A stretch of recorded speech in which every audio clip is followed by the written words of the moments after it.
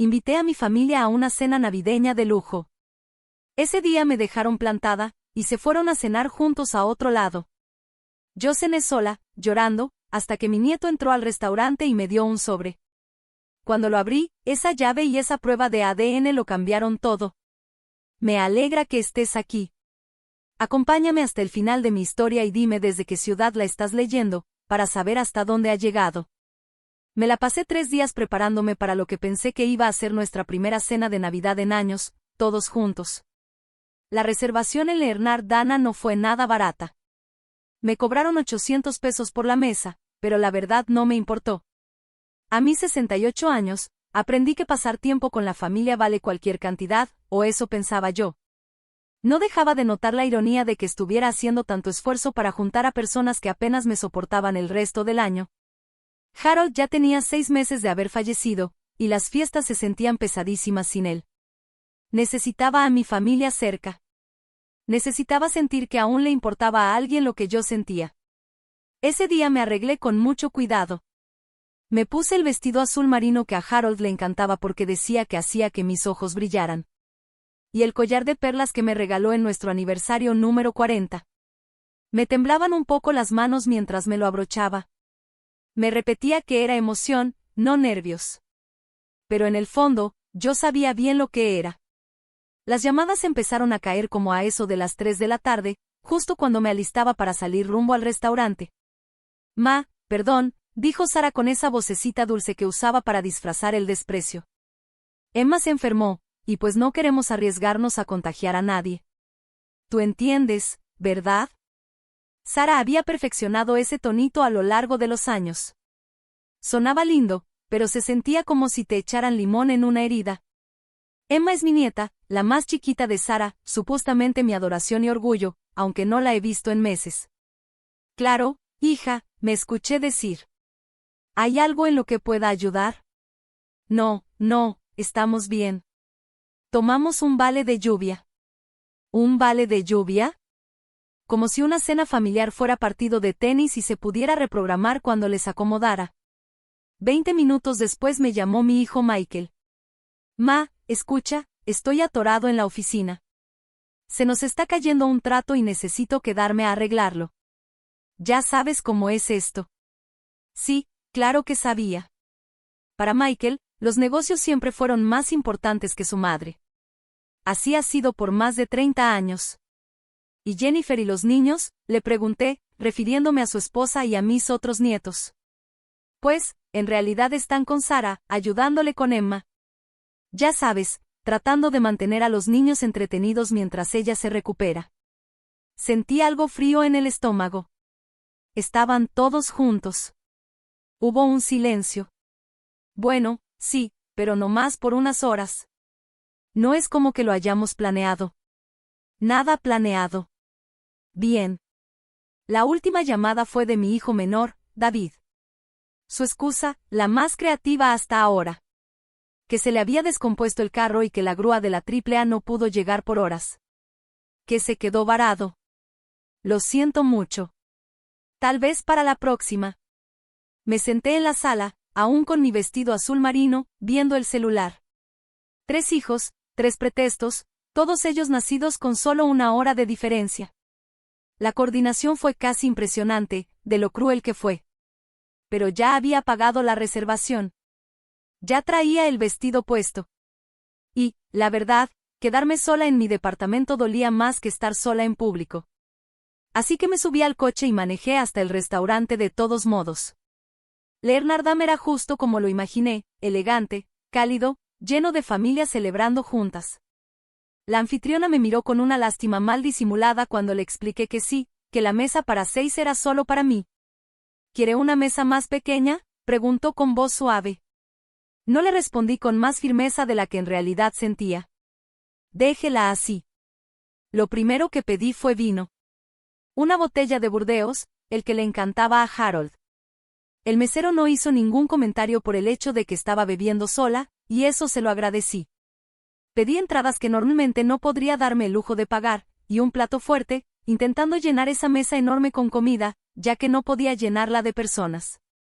El punto de quiebre llegó cuando volteé y vi a la familia en la mesa de al lado. 3 generaciones riendo, platicando, compartiendo historias. La abuela, claramente amada, en el centro de todo. Ahí fue cuando se me salieron las lágrimas. Primero despacito, sin ruido, luego ya no pude parar. Me estaba secando los ojos con la servilleta de tela cuando escuché pasos apresurados. Hugo entró corriendo al restaurante. Su carita de 17 años estaba roja del frío y de algo más, coraje, tal vez. O decisión. Abuela Adela. Su voz retumbó por todo el lugar y varias personas voltearon a ver. Pasó entre las mesas sin hacer caso a la anfitriona que intentaba detenerlo, hasta que llegó conmigo. Su cabello oscuro estaba todo despeinado, y el abrigo mal abrochado, como si se hubiera vestido corriendo. Hugo, me levanté, desconcertada. ¿Qué haces aquí? ¿No estabas con tu mamá y los demás? Respiraba agitado, como si hubiera corrido cuadras. Traía un sobremanila en la mano, grueso, de esos que se ven importantes. Tenía los ojos llorosos, aunque trataba de aguantarse. Tenía que encontrarte, me dijo con la voz quebrada. No podía dejar que te hicieran esto otra vez. ¿Hacerme qué, mi amor? ¿De qué estás hablando? Miró alrededor del restaurante y luego al sobre que apretaba con fuerza. Están todos juntos, abuela. En Romanos, a 3 cuadras de aquí. Llevan semanas planeando todo. Me temblaban las rodillas. Me dejé caer en la silla. ¿Planeando qué?, pregunté. La mandíbula de Hugo se tensó de una forma que me recordó dolorosamente a Harold cuando se enojaba. La cena no era el verdadero plan. Solo querían sacarte del camino esta noche, dijo mientras sostenía el sobre. Por eso lo tengo yo. Me quedé viendo el sobre como si fuera a morderme. ¿Qué es eso? Es del abogado del abuelo Harold. Llegó hoy a casa de mi mamá, respondió bajando la voz hasta casi susurrar. Es su testamento, abuela. ¿Y hay algo más? Se dejó caer en la silla junto a mí, esa en la que debería haber estado su mamá. Me hicieron ir con ellos a casa de Romano, continuó, dijeron que era una reunión familiar para hablar del futuro de la abuela, pero cuando el abogado empezó a leer, sus manos temblaban mientras dejaba el sobre la mesa, justo entre nosotros. Todo es tuyo, abuela. La casa del norte, las inversiones, todo. El abuelo te dejó todo a ti. Por un momento, sentí que el restaurante se desvanecía a nuestro alrededor. Eso es maravilloso, mi amor. Pero, ¿por qué eso molestaría a todos? Quiero decir, soy su viuda. Porque te han estado diciendo que el abuelo les iba a dejar la mayor parte, me interrumpió.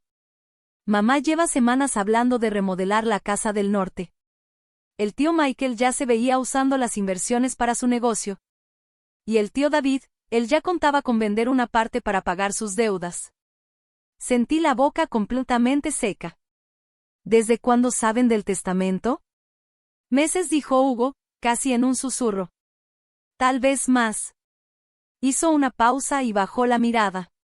Pero hay algo más, abuela. Algo que no quieren que veas. Metió la mano en el sobre y sacó lo que parecían ser unos resultados de laboratorio. Es una prueba de ADN. El abuelo la hizo antes de morir. Tomé los papeles con las manos temblorosas, tratando de entender las palabras médicas que apenas podía leer. Pero había cosas que eran claras. La prueba era una comparación del ADN de Hugo con el resto de la familia. No entiendo, murmuré. La voz de Hugo apenas se escuchaba ya. No soy tu nieto, abuela Adela. En realidad, no soy hijo biológico de mamá. Ella me adoptó cuando yo tenía 2 años, pero nunca te lo dijo. Todos estos años te ha mentido, a ti y al abuelo, haciéndoles creer que yo era su hijo para sacarles dinero. Fingió que era parte de la familia. Los papeles se me cayeron de las manos al suelo. La copa de vino se volcó. El líquido rojo se escurrió por el mantel blanco, parecía sangre. Todo lo que creía saber sobre mi familia, sobre mi vida, se venía abajo frente a mí. Pero entonces lo vi. A Hugo. Ese muchacho que había corrido por las calles para buscarme, que eligió la verdad por encima de las mentiras que lo sostuvieron durante 15 años. Y supe, en ese instante, que algo nuevo estaba empezando. Algo que, por primera vez en muchos años, podía ser real. Hugo me ayudó a ir al baño. Me eché agua fría en la cara, intentando procesar todo lo que me acababa de decir.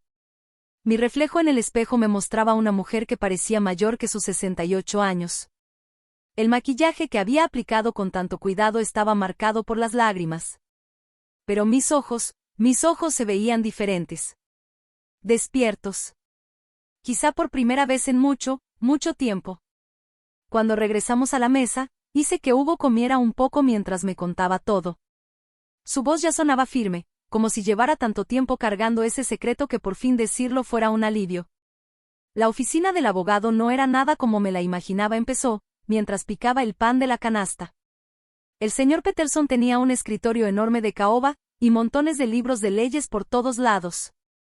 Mamá, el tío Michael y el tío David ya estaban sentados, bien seguros de sí mismos, como si supieran perfectamente lo que iban a heredar. Yo me serví otra copa de vino, esta vez con la mano más firme. ¿Desde cuándo sabían de la lectura del testamento? Mamá recibió la llamada hace 3 semanas. Se hizo toda la víctima con eso de que era muy triste lidiar con los asuntos del abuelo, pero se notaba que estaba emocionada. No dejaba de hablar sobre la Casa del Norte, que si ya necesitaba renovarse, que si podíamos convertirla en algo especial, como una cabaña boutique o quién sabe qué cosa. La Casa del Norte. Harold y yo la compramos hace 30 años.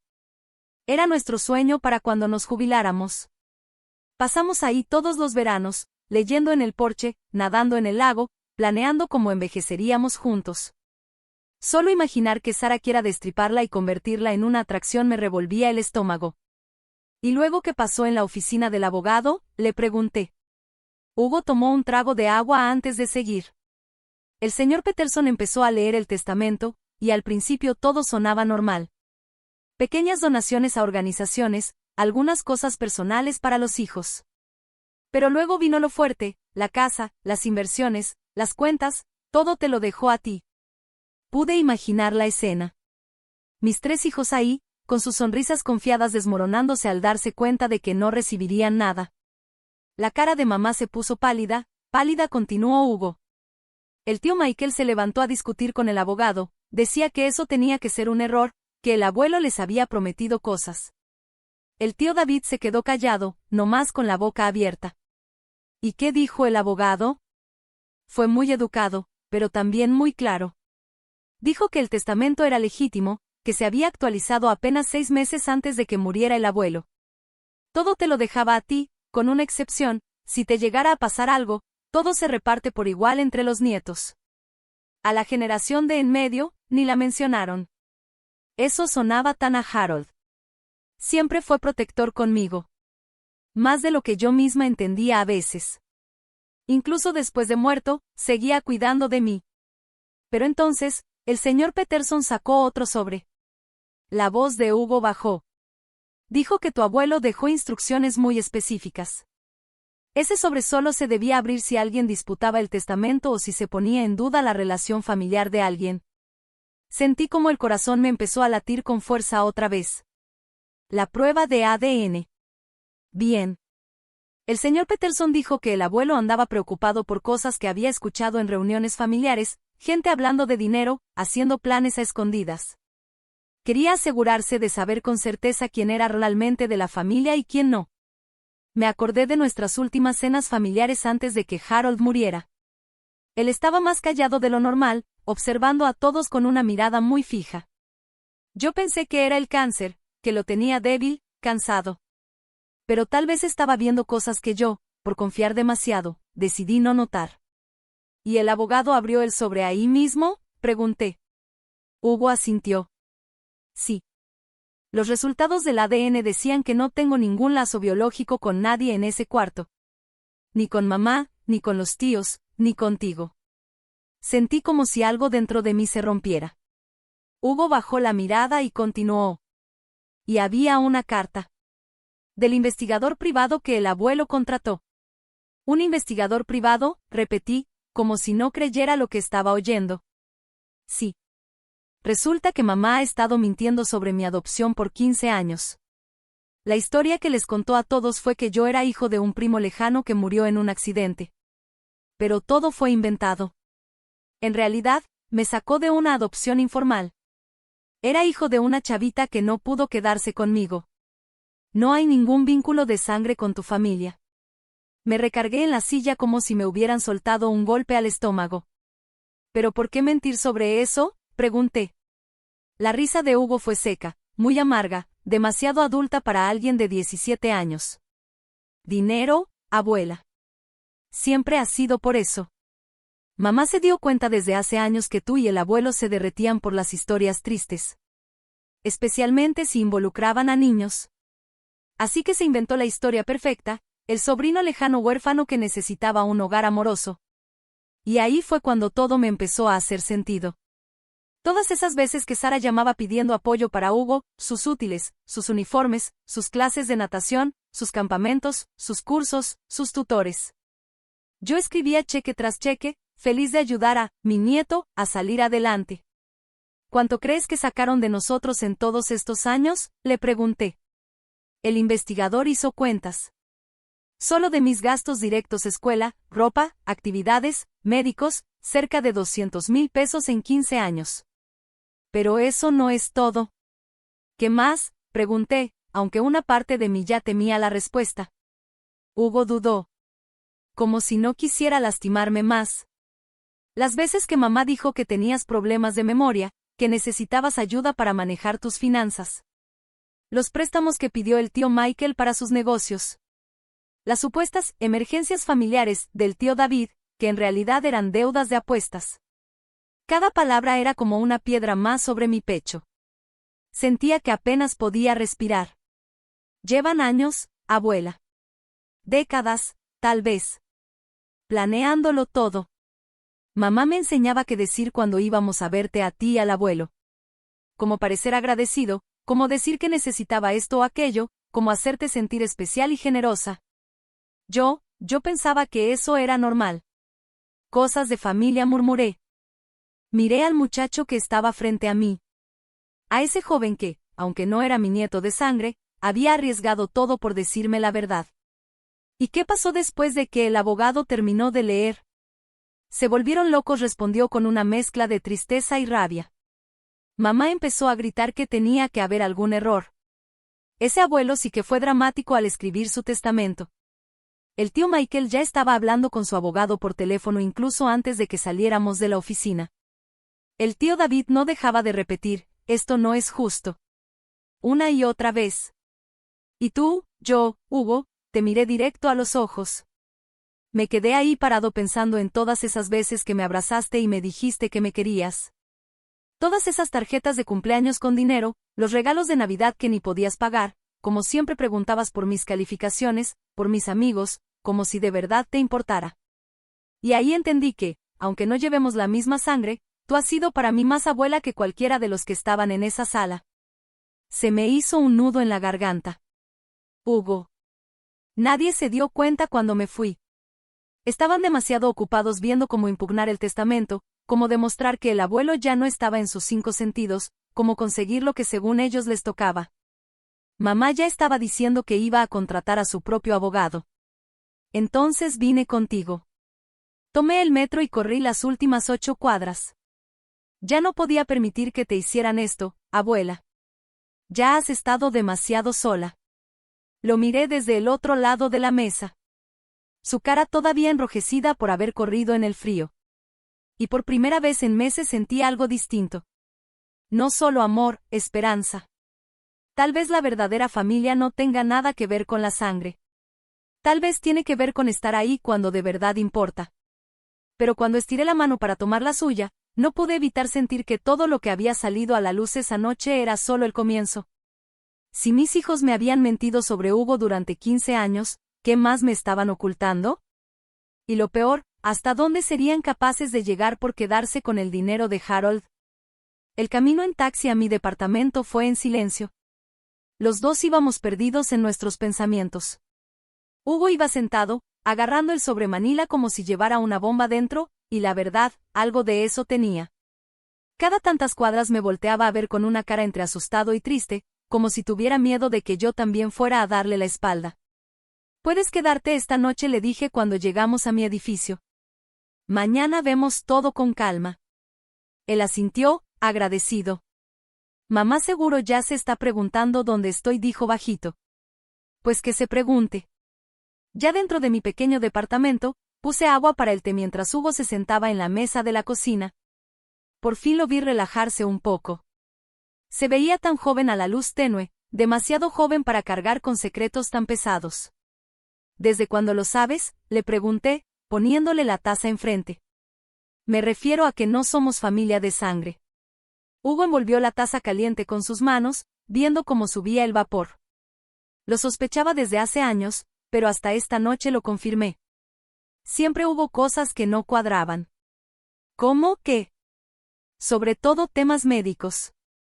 Cuando tenía 12 años me operaron del apéndice. Los doctores no dejaban de preguntar por el historial médico de la familia, y mamá se ponía nerviosa. Cada vez inventaba una historia diferente. A veces decía, mis papás biológicos murieron muy jóvenes, no se sabe nada de su historial. Otras veces decía que yo había heredado ciertas cosas de tu lado de la familia. Pero nunca contaba lo mismo 2 veces. Pensé en todas las veces que había visto a Hugo y me sorprendía lo diferente que era al resto de nosotros. Su cabello oscuro cuando todos éramos güeros, su estatura cuando los demás éramos de tamaño medio, su talento para el arte cuando nadie más en la familia podía ni siquiera dibujar una línea recta, y luego estaba la forma en que hablaba sobre mi adopción cuando pensaba que no lo escuchaba. Hugo siguió hablando. Dijo, ella hablaba por teléfono con el tío Michael o con el tío David, y yo alcanzaba a oír pedazos de las conversaciones, cosas como, mientras no se dé cuenta, o, está saliendo mejor de lo que esperábamos. Debe haber sido bien fuerte eso para un niño, dije. Al principio fue más confuso que otra cosa, respondió Hugo. No entendía qué estaban planeando ni por qué era tan grave que yo supiera que era adoptado. Digo, muchos niños son adoptados, ¿no? Pero conforme fui creciendo, empecé a ver el patrón. ¿Qué patrón?, pregunté. Hugo le dio un trago al té antes de contestar. Cada vez que tú o el abuelo eran generosos, cada cheque de cumpleaños, cada regalo de Navidad, cada vez que me ayudaban con algo, mamá ponía una cara como de satisfacción, como si hubiera ganado algo. Y siempre se aseguraba de que yo llamara a agradecerles personalmente. Me enseñó palabra por palabra qué decir para que tú te sintieras bien ayudándome. Sentí que se me rompía el corazón de pensar en ese niño al que le enseñaron a manipular a las personas que más lo querían. ¿Tú entendías lo que estaba pasando? No del todo, respondió. No hasta que estuve más grande. Cuando era más chico pensaba que así eran todas las familias. Pero como a los 13 o 14 años empecé a fijarme más en cómo hablaba mamá del dinero. Cómo planeaba el momento exacto en que te iba a pedir ayuda. Cómo me llevaba con ella cada vez que quería que tú o el abuelo le dieran algo. Te usaba como palanca emocional. Exactamente, dijo Hugo. Me hacía ponerme el uniforme de la escuela cuando íbamos a verte, si quería hablar de las colegiaturas. Se aseguraba de que yo mencionara si necesitaba ropa nueva o material deportivo. Incluso me enseñó a poner cara triste cuando planeaba pedir dinero para alguna supuesta emergencia. Solté mi taza de té con más fuerza de la que quería, y sentí la rabia subir por mi pecho. Eso es despreciable. Lo peor es que de verdad me encantaba pasar tiempo contigo y con el abuelo, agregó Hugo, con los ojos bajos. No era fingido. Aunque las situaciones sí estaban planeadas, mis sentimientos eran reales. Ustedes dos fueron los únicos adultos en mi vida que parecían preocuparse por lo que yo pensaba y sentía, no por lo que podían sacar de mí. Eso me rompió por dentro. Este niño había estado hambriento de afecto genuino mientras lo usaban como herramienta para manipular a su familia. Hugo, mi amor, necesito que sepas que nuestro cariño por ti nunca tuvo nada que ver con si compartíamos o no la misma sangre. Sus ojos se llenaron de lágrimas que llevaba toda la noche conteniendo. Quería creer que eso era cierto, pero no estaba seguro. Pasé años preguntándome si aún te importaría si supieras la verdad. Pues ahora ya lo sabes, dije. Nos quedamos en silencio por unos minutos, procesando todo lo que acabábamos de sacar a la luz. Hasta que Hugo habló otra vez, con voz más suave. Hay algo más que necesito contarte esta noche. Algo que pasó después de que salí de la oficina del abogado. ¿Qué cosa? No fui directo a buscarte. Primero pasé por la casa de mamá para recoger algunas cosas mías.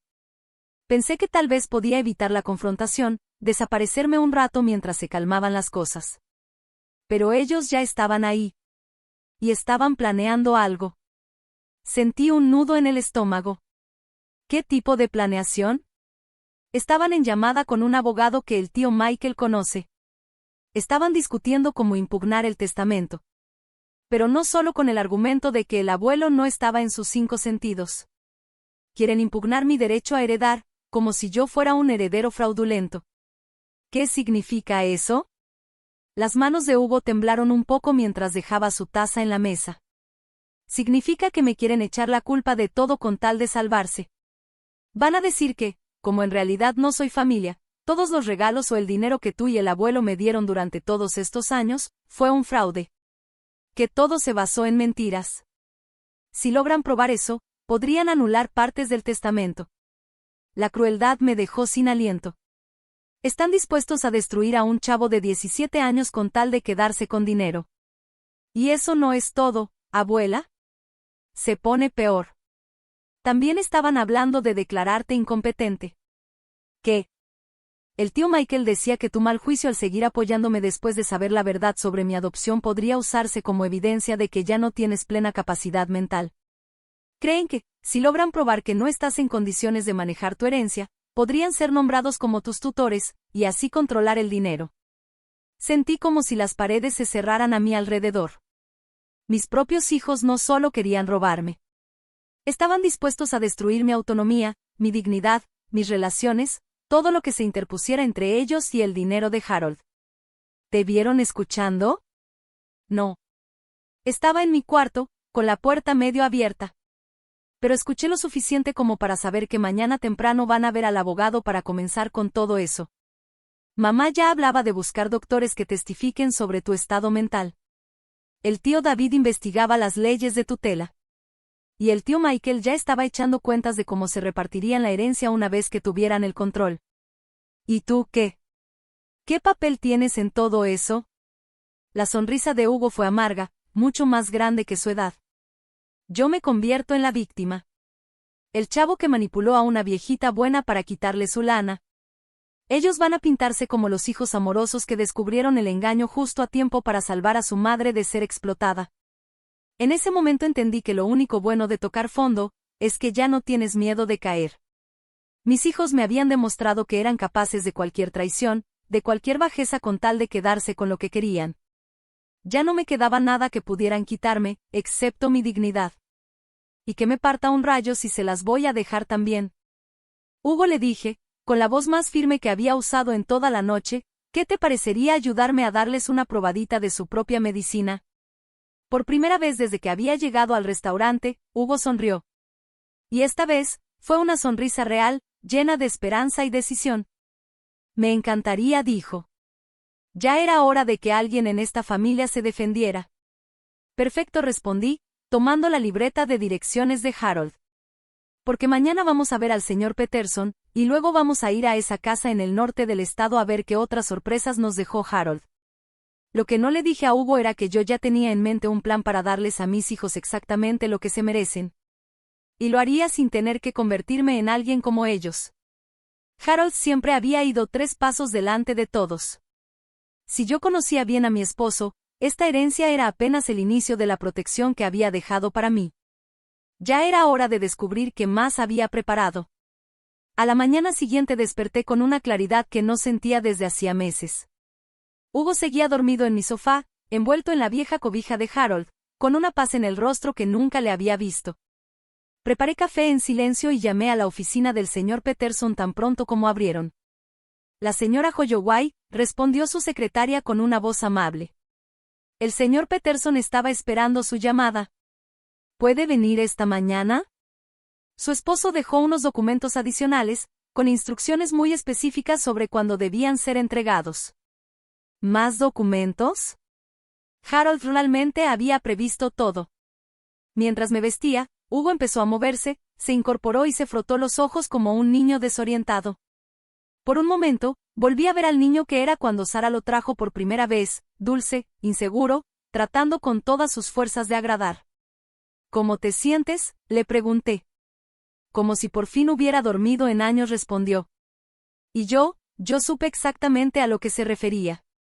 ChatGPT said. Tomamos un taxi rumbo a la oficina del señor Peterson, un edificio sencillo en el centro, que había sido el despacho legal de Harold por más de 30 años. El mismo Peterson probablemente tenía una edad parecida a la mía, con una mirada cálida detrás de unos lentes con armazón metálico, y la paciencia de alguien que ha pasado décadas ayudando a familias en sus peores momentos. Señorita Holloway, dijo, poniéndose de pie cuando entramos en su oficina. Y tú debes ser Hugo. Tu abuelo hablaba mucho de ti. Hugo se quedó sorprendido. ¿De verdad? Oh, sí.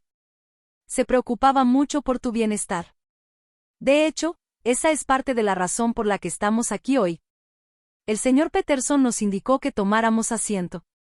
Su esposo dejó instrucciones muy precisas sobre cierto material adicional que debía compartirse si alguien llegaba a impugnar el testamento o cuestionar los lazos familiares. Sacó otro sobre Manila, más grueso que el que Hugo me había dado la noche anterior. Estos documentos no se incluyeron en la lectura formal del testamento, porque Harold esperaba que no fueran necesarios. Pero considerando lo que pasó anoche con sus otros hijos, creo que ya es hora de que los vea. Me temblaban las manos al abrir el sobre. Dentro había fotos, estados de cuenta bancarios, registros de llamadas y lo que parecían ser transcripciones de conversaciones. Harold contrató a un investigador privado hace unos 18 meses, explicó el señor Peterson. Empezó a sospechar de algunas solicitudes de dinero que le hacían sus hijos, y quería entender qué estaba pasando en realidad.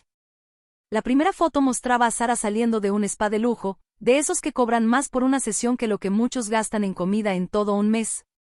La fecha estampada mostraba que fue tomada 3 días después de que me llamara llorando, diciendo que no podía pagar los útiles escolares de Hugo. Me dijo que estaba haciendo turnos dobles como enfermera para salir adelante, susurré. La siguiente foto era de Michael en un restaurante caro, claramente atendiendo a unos clientes, con botellas de champaña en la mesa. El recibo grapado al reverso indicaba una cuenta de más de $800. Ese mismo día, él me había pedido prestados $3,000, supuestamente para gastos médicos de emergencia.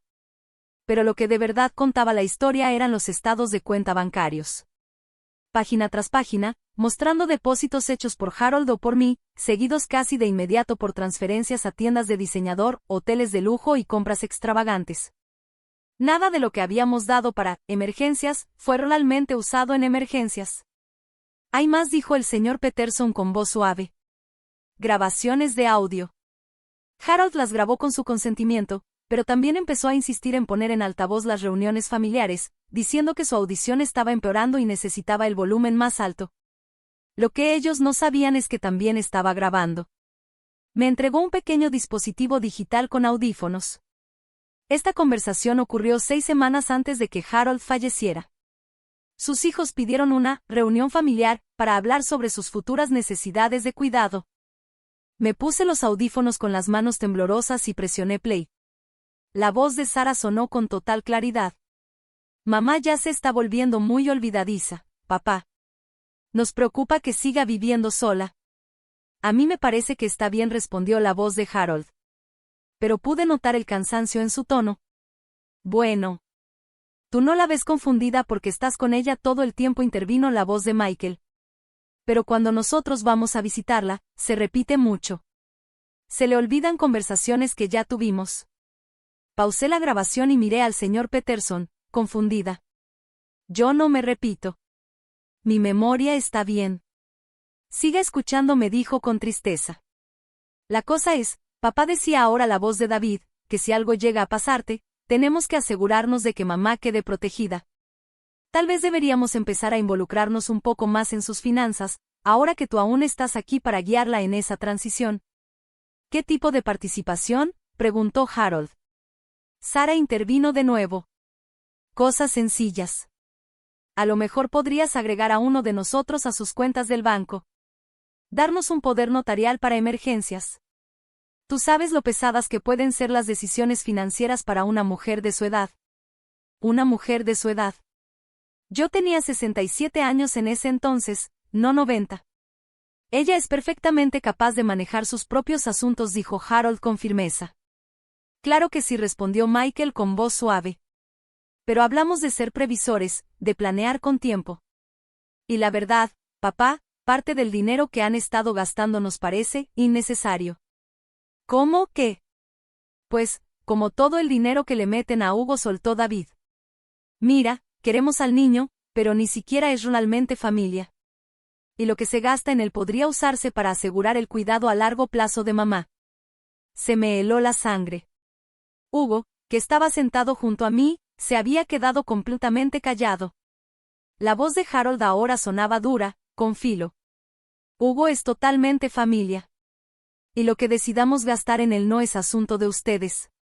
Papá, sé realista, dijo Sara. Es un niño adoptado, ya casi cumple 18 años. Pronto se irá de nuestras vidas. El dinero que estás guardando para su universidad podría pagar una muy buena residencia para mamá, cuando llegue el momento. Mi mamá no necesita asistencia. Todavía no, asintió Michael. Pero si empezamos a planear desde ahorita, si dejamos todo arreglado legalmente, va a ser mucho más fácil cuando llegue la hora. También podrías pensar en actualizar tu testamento, dejar todo preparado para que mamá no tenga que tomar decisiones difíciles sola. La grabación siguió por 20 minutos más. Mis propios hijos exponiendo, punto por punto, su plan para quitarme mi independencia y control, convenciéndolo a él de que era, por mi bien. Me pintaban como una mujer indefensa, deteriorada, que necesitaba su protección para no cometer errores por su mala cabeza. Lo que más me escalofrió fue lo razonables que sonaban. Como presentaban cada idea como si estuviera motivada por amor y preocupación. Cuando la grabación terminó, me quedé en silencio por un buen rato. El señor Peterson me ofreció un pañuelo. Hay 12 grabaciones más como esa, me dijo. Todas muestran el mismo patrón, sus hijos intentando controlar su dinero mientras minaban poco a poco su credibilidad ante su esposo. Pero Harold se dio cuenta de todo. Estaba furioso. Fue entonces que contrató al investigador privado y empezó a tomar medidas para protegerla. Sacó otro documento. Es un desglose financiero completo de cada $1 que usted y Harold les dieron a sus hijos durante los últimos 15 años. La cifra al final de la hoja me mareó. $847,000. Casi 1 millón, susurré. Dinero que se suponía era para emergencias, médicos, educación, gastos básicos. El investigador rastreó a dónde fue a parar, dijo el señor Peterson, pasando otra hoja. Vacaciones de lujo. Ropa de diseñador. Autos de gama alta. Remodelaciones en sus casas. Tratamientos de spa. Electrónica carísima. Sus hijos han estado viviendo muy por encima de sus posibilidades, concluyó, todo financiado por su generosidad. Hugo habló por primera vez desde que llegamos. Nunca han tenido problemas. Ni tantito, confirmó el licenciado Peterson. Y esto lo vienen planeando desde hace años. El investigador encontró cadenas de correos entre tus hijos desde hace 5 años, donde hablaban de cómo manejar mejor el dinero de sus papás y cómo iban a repartirse los bienes. Me pasó otro documento. Este es el más importante. Es un plan detallado que Harold preparó por si sus hijos intentaban impugnar el testamento o cuestionar su capacidad mental. El documento se llamaba Protocolo de Protección para Della Holloway y tenía 15 páginas con una planeación legal tan minuciosa como nunca había visto. Harold había previsto cada paso que podían dar mis hijos y diseñó una respuesta para cada uno. Les dejó muchas formas de protegerse, explicó el licenciado Peterson. Medidas legales, financieras, hasta personales. Pero lo más importante está aquí. Señaló una cláusula casi al final. Cualquier heredero que impugne el testamento o trate de declararlos mentalmente incapaces, renuncia automáticamente a su parte de la herencia. Esa parte se transfiere directo a ustedes. O sea, si lo intentan, se quedan sin nada. Harold se aseguró de eso. También creó un fideicomiso que se activa en cuanto alguien cuestione su capacidad mental. En ese momento, todos los bienes pasan al control de un fideicomisario independiente hasta que se resuelvan las impugnaciones. Volteé a ver a Hugo, que estaba leyendo por encima de mi hombro, con los ojos bien abiertos de la sorpresa. Tu abuelo de verdad pensó en todo, dijo el licenciado Peterson. Pero hay algo más.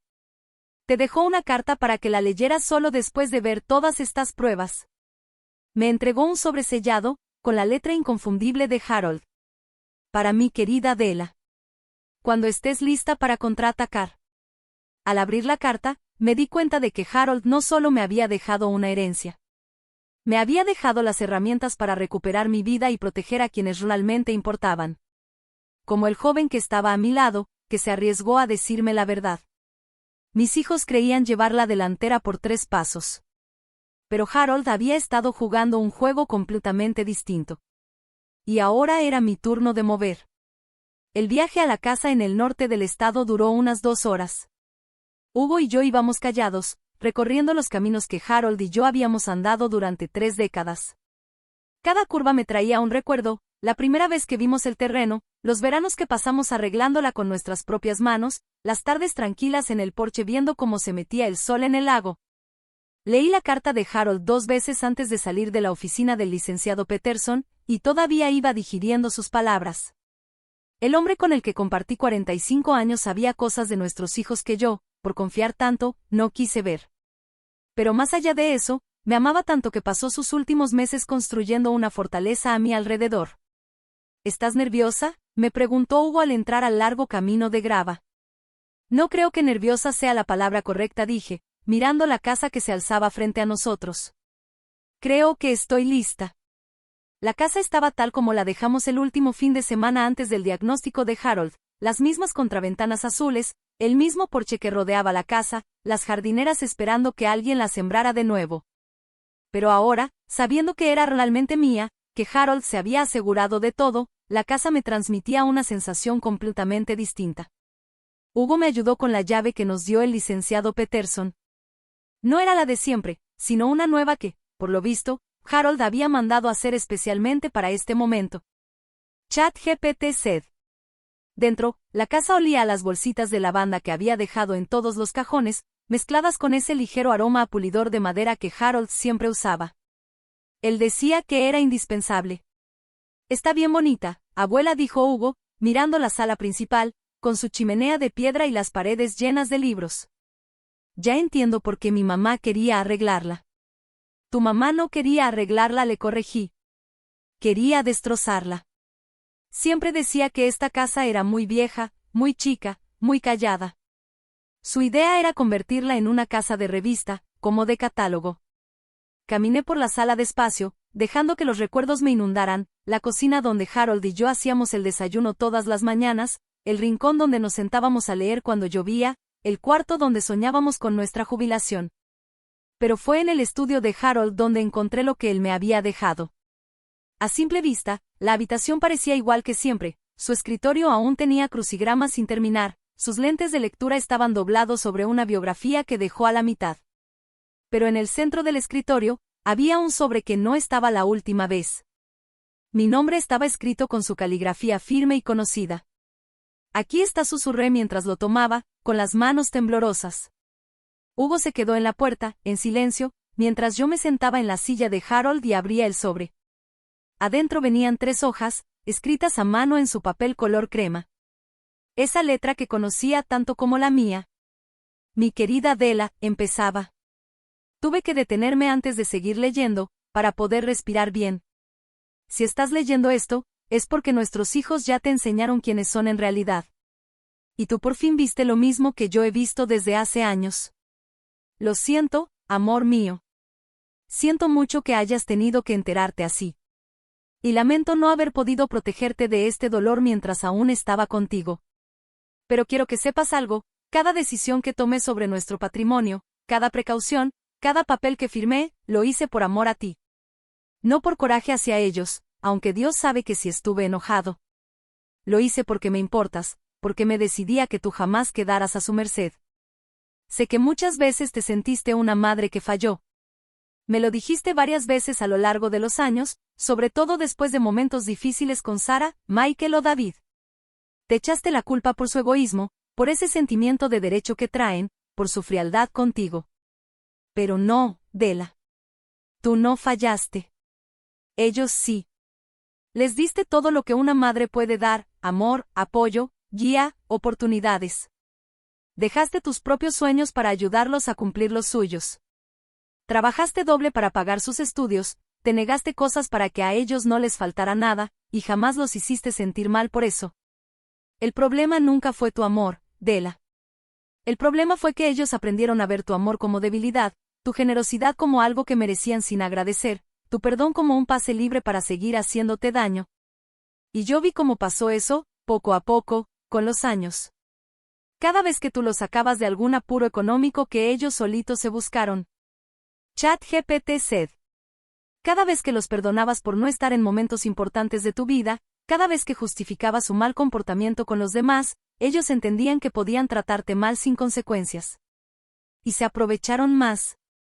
Debía haber hecho algo antes. Debía haber insistido en dejar de consentirlos desde hace años. Pero yo sabía cuánto los querías, y no podía ser yo quien te obligara a escoger entre tu esposo y tus hijos. Así que me quedé callado. Y vi cómo te rompían el corazón, una y otra vez. Pero cuando empezaron a hablar de controlar tu dinero, de cuestionar si aún estabas bien de la cabeza, ya no pude quedarme en silencio. Las cosas que decían de ti cuando pensaban que yo no escuchaba, la forma en que hablaban como si ya no estuvieras, como si fueras un estorbo para su herencia en vez de su madre, me hicieron ver que eran capaces de cualquier cosa. Así que hice planes. No para castigarlos, aunque se lo tienen bien merecido. Hice planes para protegerte. Cada centavo que te dejé es tuyo. Para que hagas con él lo que tú quieras.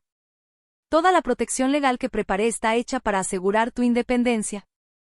Toda la evidencia que reuní está lista para defenderte si algún día intentan decir que ya no estás en condiciones. Pero más que todo, Della, quiero que entiendas algo, tú no eres responsable de las decisiones que ellos tomen. No tienes por qué sacrificar tu paz por su ambición. No tienes por qué quemarte viva para mantenerlos calientitos. La mujer con la que me casé hace 45 años era fuerte, independiente, y capaz de lograr lo que se propusiera.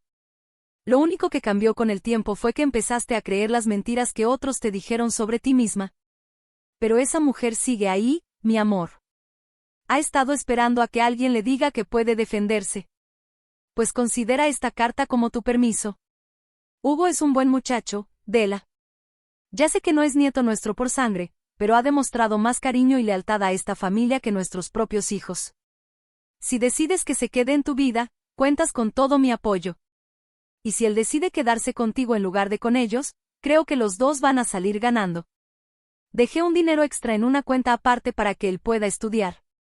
No porque tenga derecho por sangre, sino porque se lo ganó siendo la clase de persona que nuestros nietos nunca aprendieron a ser.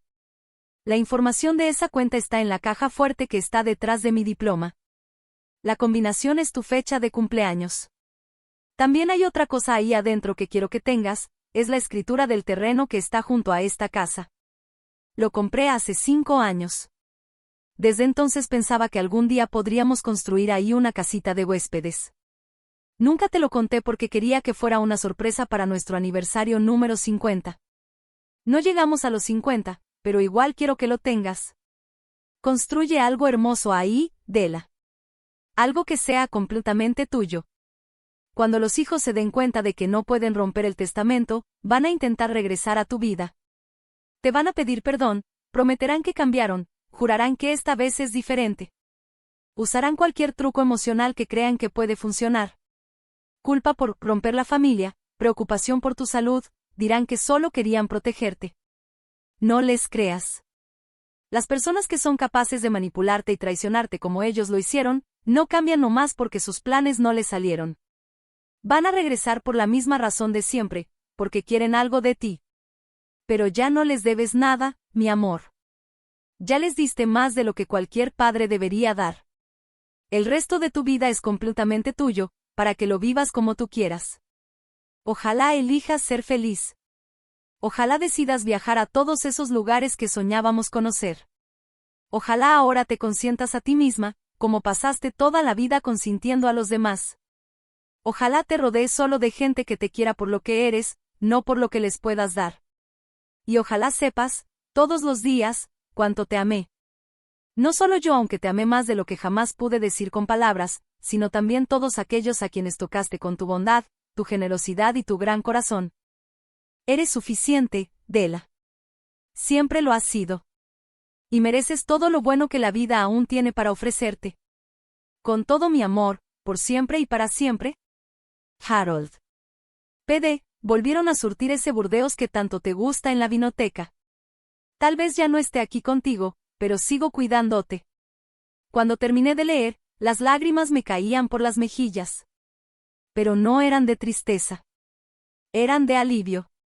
De sentirme por fin vista, valorada y amada, después de tantos años. Hugo había entrado sin hacer ruido y ya estaba sentado frente al escritorio, con los ojos llenos de lágrimas. «De verdad te quería», dijo bajito. «De verdad que sí».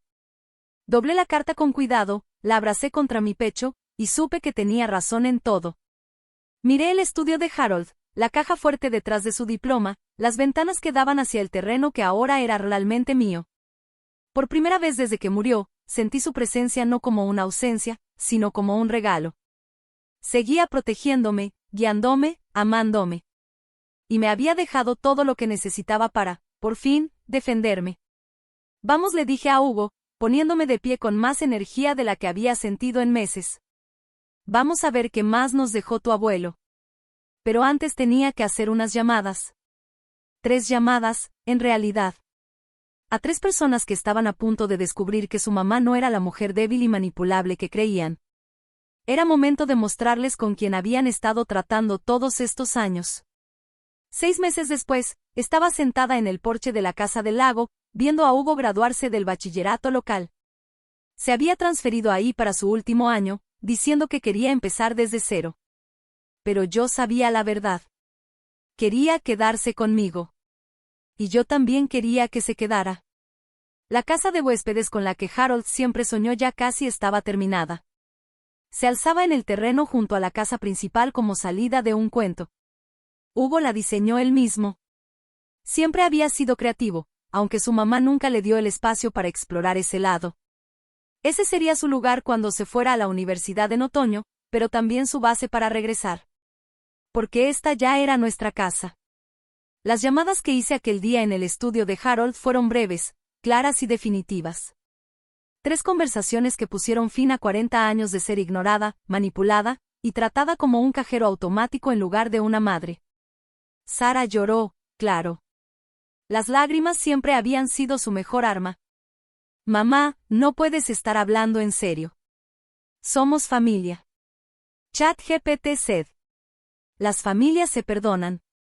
«Tienes razón», le dije. «Las familias se perdonan, pero también se tratan con respeto. Y tú dejaste de hacerlo hace años». «¿Y qué con Hugo?» «No puedes quitarme a mi hijo». «Yo no le estoy quitando nada a nadie». Hugo tiene 17 años, ya tiene edad para decidir con quién quiere vivir.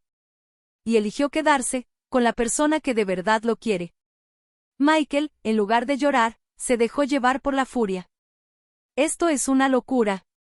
Mamá, estás dejando que ese chamaco te envenene contra tus propios hijos. ¿No te das cuenta de lo que está haciendo?» «Lo que yo veo», le respondí, «es a un joven que me ha demostrado más lealtad y honestidad en un solo día de lo que tú me has dado en años. Veo a alguien que vino a buscarme cuando estaba sola y destrozada, en vez de andarse reuniendo con abogados para quitarme lo que me pertenece». «No estábamos conspirando», me contestó. «Estábamos tratando de protegerte». «¿Protegerme de qué, Michael? ¿De tener dinero suficiente para cuidarme yo sola? ¿De tomar mis propias decisiones? ¿De ser feliz? No. Lo que querían era protegerse ustedes, por si acaso yo decidía gastar mi dinero en vez de guardarlo para ustedes». David fue el más sincero de todos.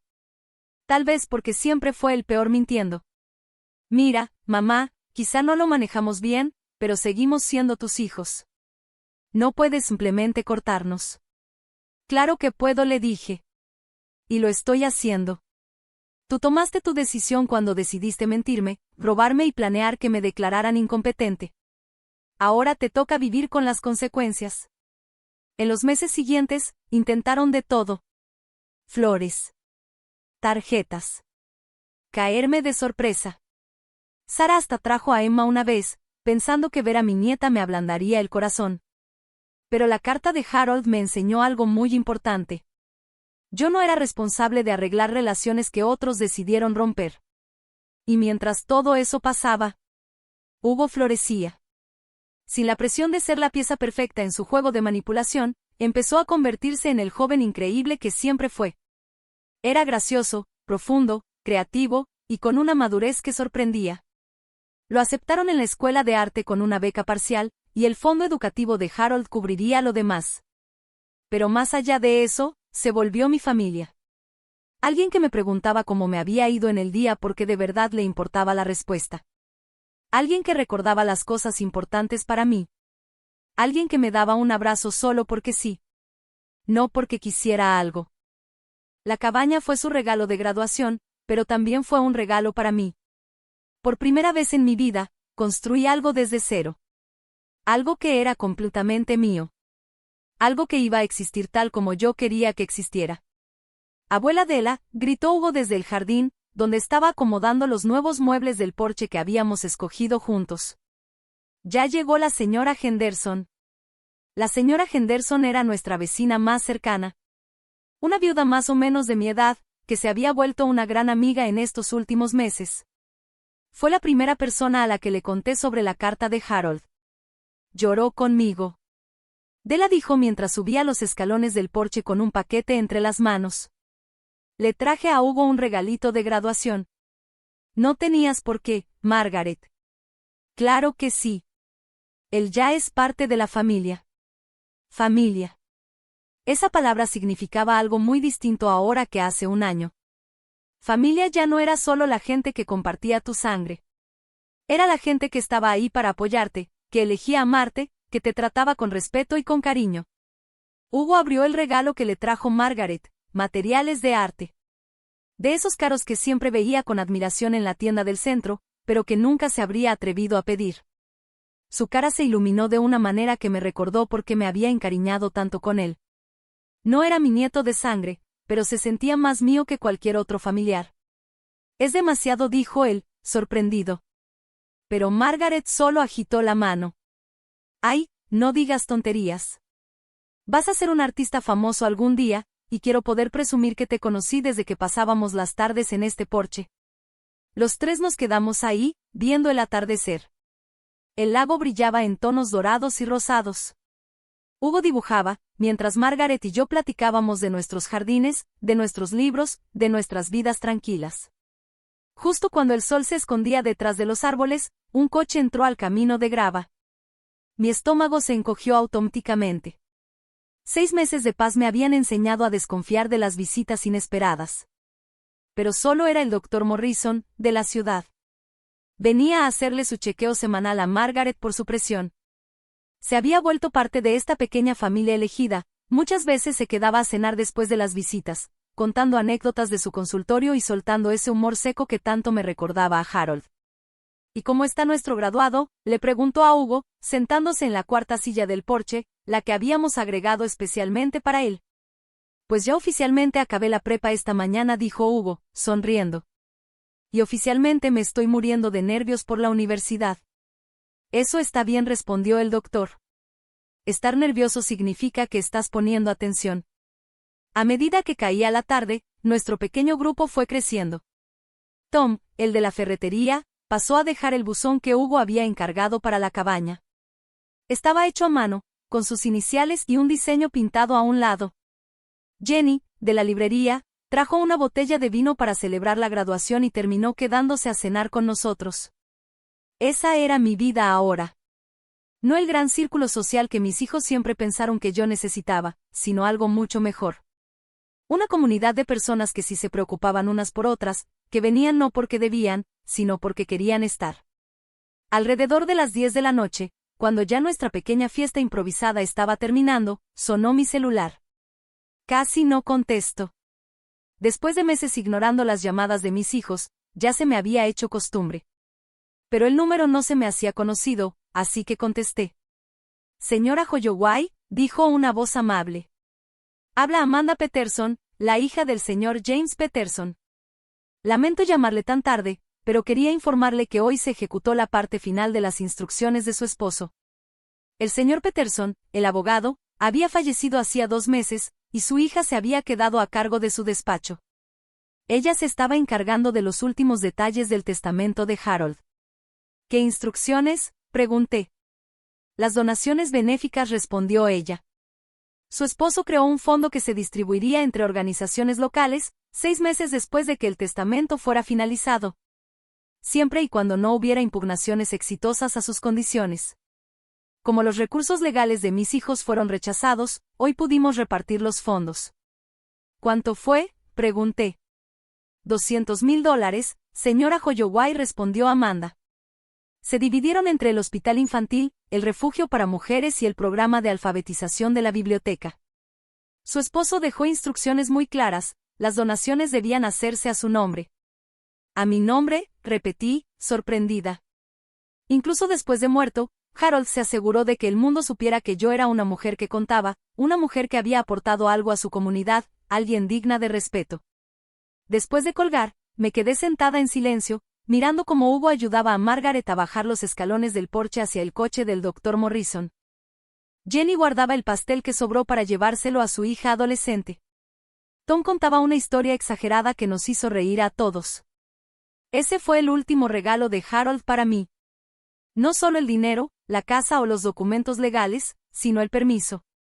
Permiso para construir una vida que realmente me hiciera feliz. Permiso para dejar de tratar de ganarme el cariño de gente incapaz de darlo, y abrirle la puerta al amor de quienes lo ofrecían sin condiciones. Hugo volvió al porche y se sentó en la silla junto a la mía. «¿Buen día?», me preguntó. El mejor, le respondí con una sonrisa, y lo decía en serio.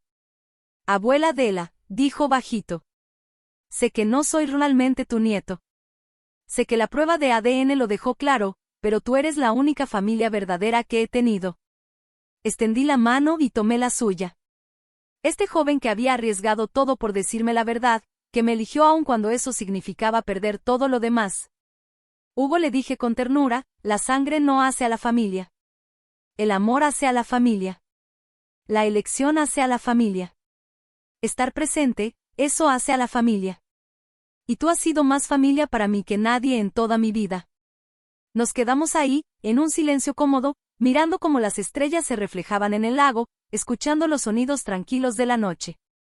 Mañana, Hugo empezaría a empacar para irse a la universidad. En otoño, yo lo llevaría a su nueva escuela y lo ayudaría a instalarse en su dormitorio, como lo haría cualquier abuela orgullosa. Y cuando regresara a casa en las vacaciones, volvería a esta casa, a esta vida que habíamos construido juntos, a esta familia que habíamos elegido. Mis hijos probablemente seguirían intentando volver a mi vida. Quizá aparecerían en Navidad, dirían que han cambiado, intentarían hacerme sentir culpable para que los perdonara. Pero yo tengo la carta de Harold en el cajón de mi buró. La leo cada vez que necesito recordar quién soy y lo que merezco. Merezco paz. Merezco respeto. Merezco ser amada por quien soy, no por lo que puedo ofrecer. Y sentada aquí, en este porche, rodeada de personas que me ven de verdad y me quieren tal cual soy, finalmente tengo las 3 cosas. El lago estaba completamente en calma, reflejando las estrellas como si fuera un espejo. Todo era exactamente como debía ser. Todo era tal como Harold lo había planeado. Y por primera vez en muchos años, yo era exactamente quien debía ser. Y ahora me da curiosidad, ustedes que escucharon mi historia. ¿Qué harían si estuvieran en mi lugar? ¿Alguna vez pasaron por algo parecido? Déjenlo en los comentarios. Y mientras tanto, aquí les dejo en pantalla 2 historias más que son de las favoritas del canal y que seguro los van a sorprender. Gracias por quedarse hasta el final.